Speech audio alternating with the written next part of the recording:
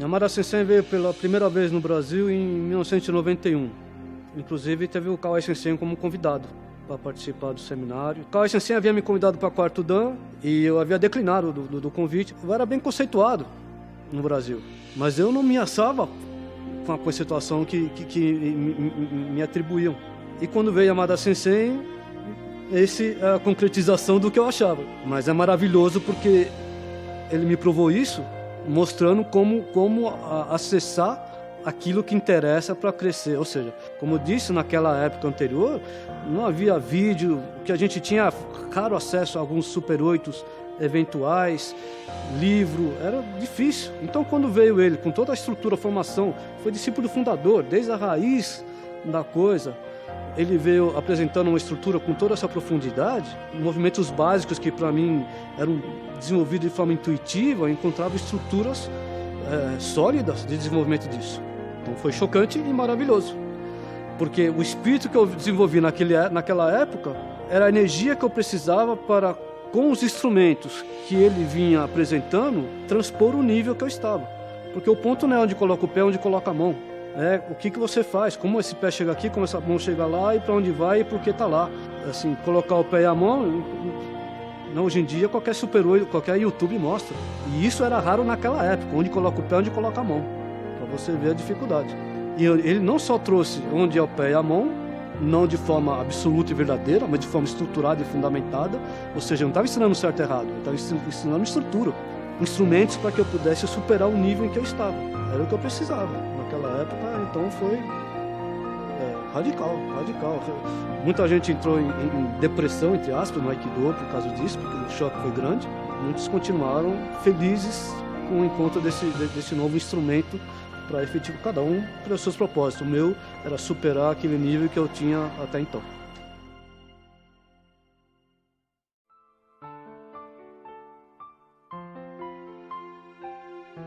Nós tivemos uma reunião com o Yamada Sensei. Ele expôs a posição dele aqui na América Latina e, no nosso caso, no Brasil, porque a Aikikai havia expandido bastante e muitas situações não eram contempladas, que era o caso meu e dos meus contemporâneos na época. E ele falou assim: eu estou aqui, sou profissional do Aikido, tenho profunda gratidão à família Ueshiba, que me acolheu quando eu era Uchideshi, o Yamada Sensei, né? E minha profissão é essa, meu trabalho como delegado da Aikikai é esse, e estou aqui para dar apoio para quem está me procurando. Eu não vim gerar conflito com ninguém, eu estou aqui procurando atender quem está precisando de apoio. Eu, resumidamente, expus minha trajetória e perguntei para ele se ele me aceitaria então como discípulo, para a partir dali eu segui o caminho junto com ele. Não sei se foi entendido por todos o que eu quis dizer, porque de fato discipulado não é uma coisa comum, muitas vezes mesmo para quem é praticante de arte marcial. Então ele generosamente aceitou e realmente assim que propicia para mim realizações de sonhos.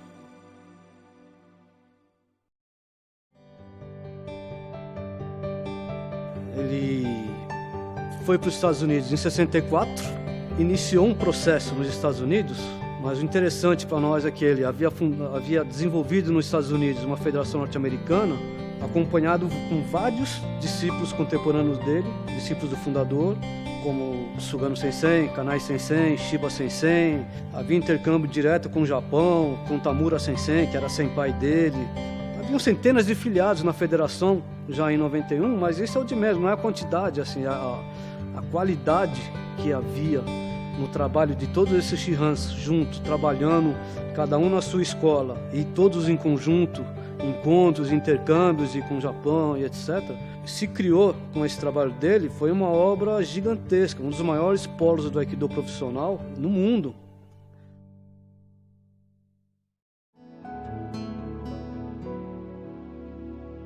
Em 1994, eu fui para o primeiro Summer Camp nos Estados Unidos da Federação Norte-Americana.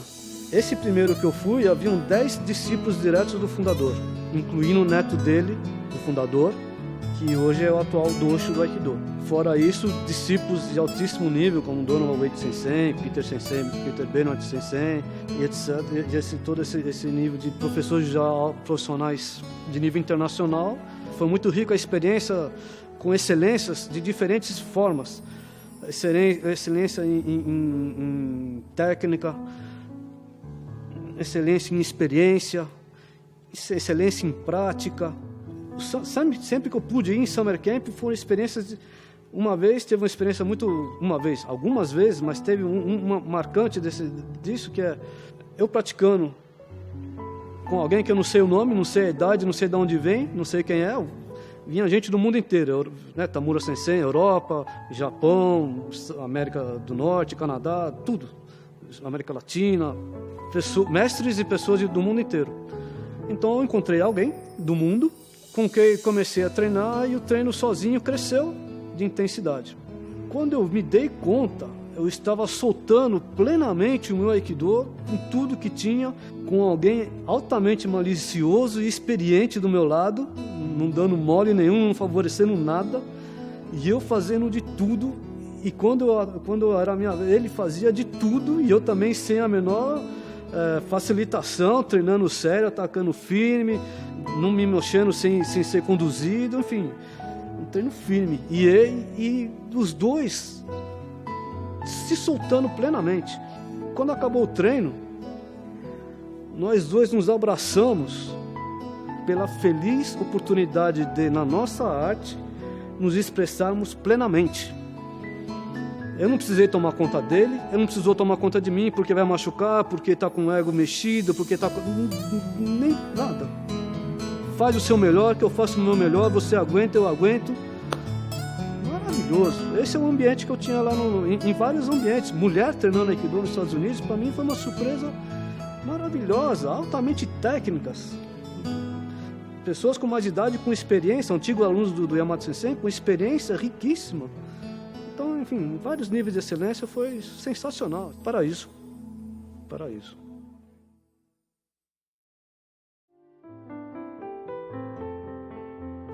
Em 94 eu pude ir para o Japão, graças a Deus, tive a oportunidade, logo em seguida do Summer Camp. 2 semanas em Nova York, uma no Summer Camp, uma no New York Akikai. E nessa primeira vez eu fui para o Japão ficar 1 mês e pouco lá. Um mês internado como Multideshi em Iwama, onde tem o Aikijinja, que é o templo de Aiki, que o Shomaru Dosho, filho do fundador, chama de a Meca do Aikido. Então eu tive a oportunidade de ir lá, nesse espírito. E do outro lado tem o templo, onde o dojo, onde o fundador, inclusive, passou, né, o final de vida, dirigido pelo Morihiro Saito Sensei, e aulas também com o filho dele, Hitohiro Saito. Trabalho na chácara, 4 aulas por dia. Em poucos dias eu havia estabelecido um vínculo muito interessante com o Saito Sensei e tivemos momentos bem significativos, até que em determinado momento eu me machuquei. Se você conseguir imaginar, e eu acho difícil, porque eu ia pular, eu estava caindo, alguém caiu na minha frente. Eu não podia cair em cima da pessoa, que era iniciante, nem se não fosse, e não podia pular para o lado demais, porque ia derrubar a parede do dojo, aquelas paredes japonesas, eu ia derrubar o dojo. Então eu tive que ajustar, acabei machucando o ombro. No meio do ar, acabei... Enfim, acontece.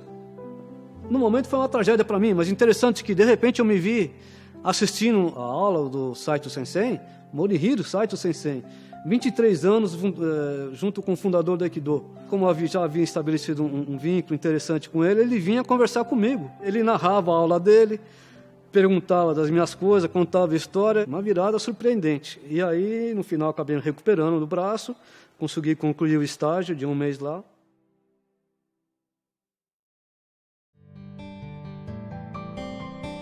Um discípulo do Yamada Sensei, Fumi, estava no Japão naquela época, e ele me convidou para passar uns 15 dias na casa dele, que é em Minami Sakurai, que é próximo a Tóquio. Então eu fui para o Romo Dojo, que é em Tóquio. Eu fui, levei carta de Yamada Sensei de apresentação. Quando eu cheguei lá, a secretária ligou para o Dojo, filho do fundador, já estava um mês no Japão, meu japonês já estava engatilhadinho, né? Já estava mais redondinho. Ele ficou muito contente de ouvir o meu japonês, muito legal. O filho dele, depois, durante o meu estágio lá, eu encontrei, já havia encontrado em Nova York, como eu falei no Summer Camp, né? E eu encontrei lá no Home Dojo também. Duas pessoas realmente de excelência pessoal, acessíveis, uma coisa realmente inspiradora, os dois. Então, tive a experiência de assistir a aula de Yamaguchi Sensei, Arikawa Sensei, alguns treinos que eu fiz. Foi muito significativo, mas eu não pude me aprofundar muito. Especialmente não pude treinar com o dojo. E o mais legal também foi que Yamada Sensei vinha para um encontro internacional, um congresso internacional. Eu fui buscá-lo no aeroporto, encontrei com ele no Home Dojo, levei para o apartamento, nos encontramos no Home Dojo. Enfim, eu estava lá, eu tenho uma foto que é Yamada Sensei, atrás da câmera estava o Yamaguchi Sensei, que é um dos ícones do Aikido histórico, assim, Home Dojo. Uma coisa genial, maravilhosa, um paraíso também.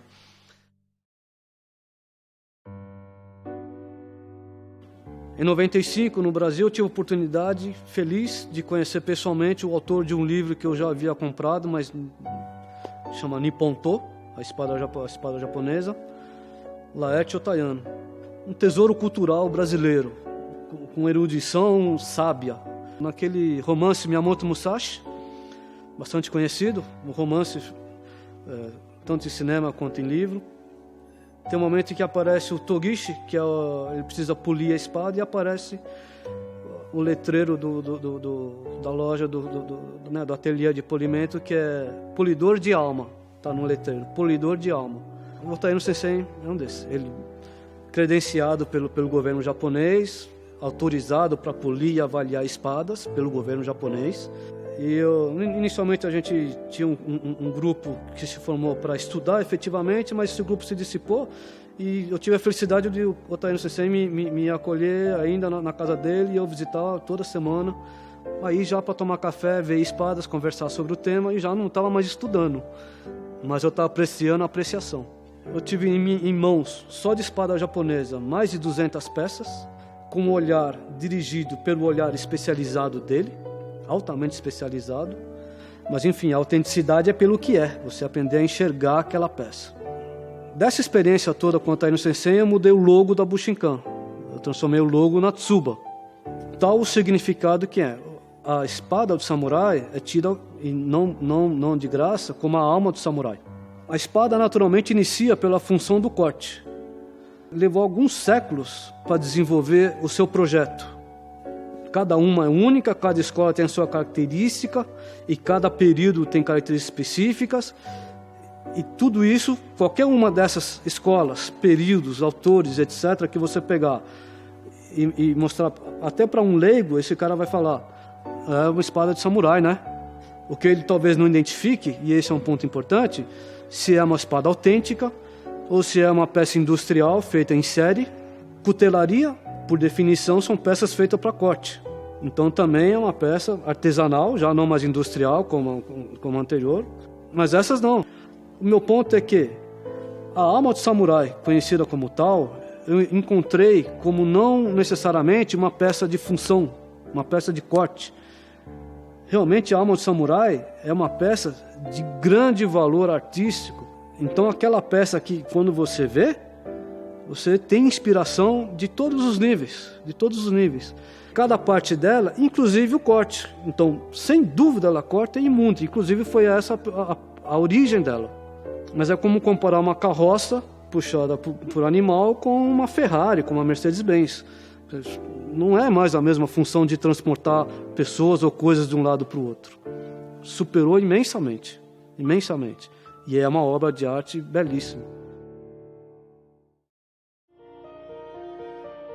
Essa foi a minha relação entre toda a instrumentalização que a Yamada Sensei propiciou eu acessar no Aikido, para identificar o que seria, como conseguir identificar a autenticidade, a legitimidade daquilo que está acontecendo quando aquilo acontece. Porque a espada é material, o Aikido é imaterial, é um tesouro cultural intangível. Então essa transposição para o intangível, identificar a autenticidade na presença, quando vê, quando você sente, organizei como perspectiva sistêmica Bushinkan Aikido, que é a linha do meu trabalho que eu venho desenvolvendo, já tenho a estrutura base, mas é a linha do meu trabalho.